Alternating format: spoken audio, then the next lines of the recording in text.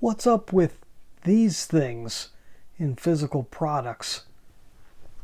Hi, I'm Brian Pombo. Welcome back to Brian J. Pombo Live. Oh, this is going to be a fun one for those of you listening on the podcast. So we have a number of people who are watching and a number of people who are listening. And what I'm holding up here for the people who are watching is a card that says Sequence for Kids t-shirt. Now what Sequence for Kids is a board game.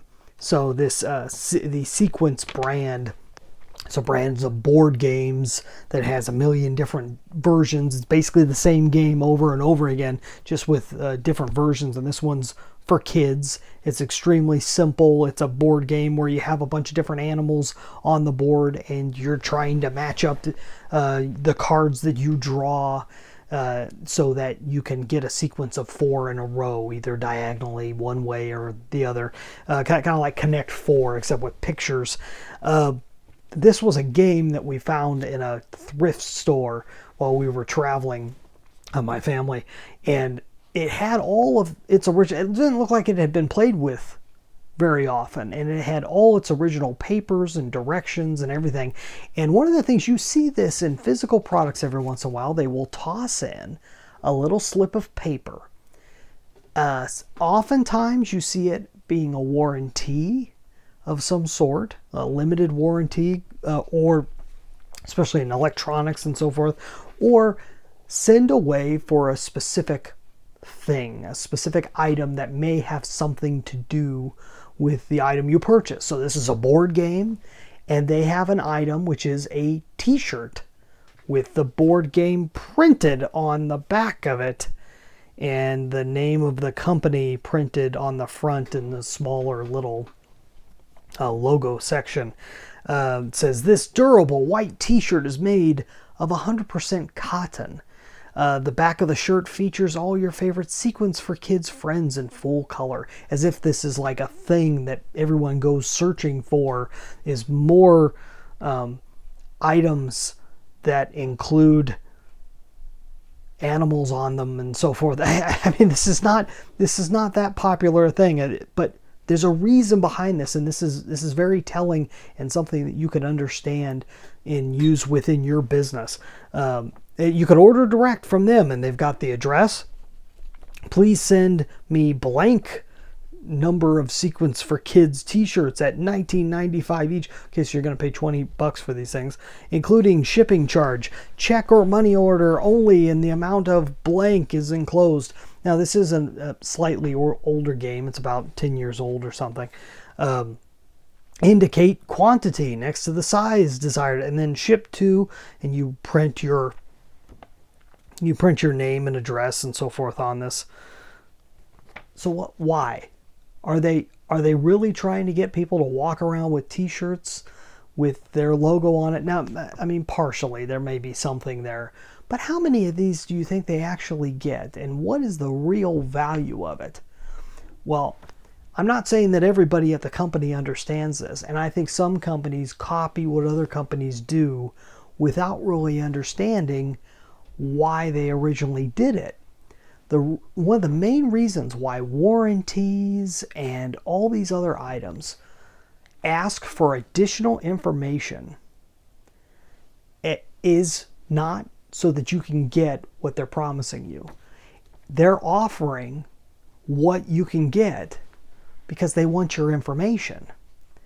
Why would they want your information? Well, it's the same reason why you can get so many free items online, specifically electronic items. It's the easiest, a free ebook, a free this or that. Just give me your email address and we'll send it to you. Well, they're not getting your email address so that they can send it via email. They could just send you to a page and give it to you. They're giving you the item so they can get your email address. These people are giving you a t-shirt, not so that they can make millions off the t-shirt or use the t-shirts as a branding device out there, driving the millions of children out to buy this board game. They're doing it so they can get your mailing address. Why would they want your mailing address? Because if they are selling these things in stores, they don't have any control over the end user. And in the long run, what works really, really well is owning your customer base. If you own the communication with your customer base, communicating via address, email address, phone number, social media, if you have any type of direct connection that you can communicate with your end customer or client, this is what they're after. That's the whole idea. If you have that, then you're not dependent on advertising. You're dependent on direct advertising. You still have to send them a piece of mail, a piece of advertising in the mail. You still have to communicate with them that way, but you're not dependent on as much on a source. So you're not dependent on Facebook. You're not dependent, if you are dependent on Facebook, you're not dependent on the post office. But if you have both of them, now you've got more leeway.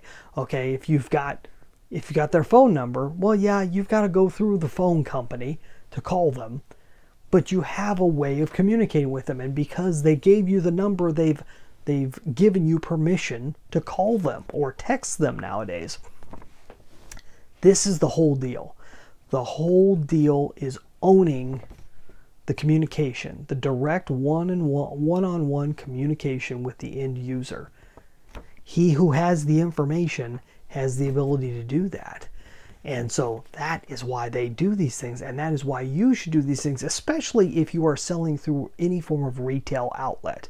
Because the retail outlet, if there is anyone collecting information about the end user, they are the ones doing it. Even if they aren't, they're the only ones who have the ability to do it. So if you are selling retail, include the ability to have a direct relationship with the end user. Makes a big difference. A lot of smart people who sell through Amazon do this because it's so simple to sell through Amazon nowadays. It's a smart way of doing it, and it's something to really look hard at all the different ways that you can communicate with your end user. And do you own those lists? Do you have them? Are you watching them? Are you keeping them updated? Makes a big deal in the long run. It's all part of long-term strategy. I talk about all the other ways that you can use long-term strategy to be able to help with your business. 9 specific ones specifically in my book, 9 Ways to Amazon Proof Your Business. You can get a free copy at amazonproofbook.com. That's all I got for tonight. We'll see you tomorrow night. In the meantime, get out there and just let the magic happen.